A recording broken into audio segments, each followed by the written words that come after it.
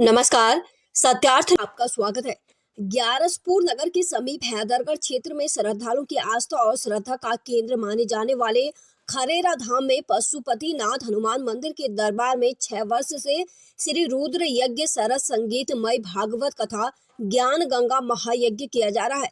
हैदरगढ़ के 84 गांव के श्रद्धालुओं के सहयोग से आज कलश यात्रा निकाली गई, जिसमें विधायक हरि सिंह रघुवंशी ने कलश यात्रा का पुष्प वर्षा कर भव्य स्वागत किया।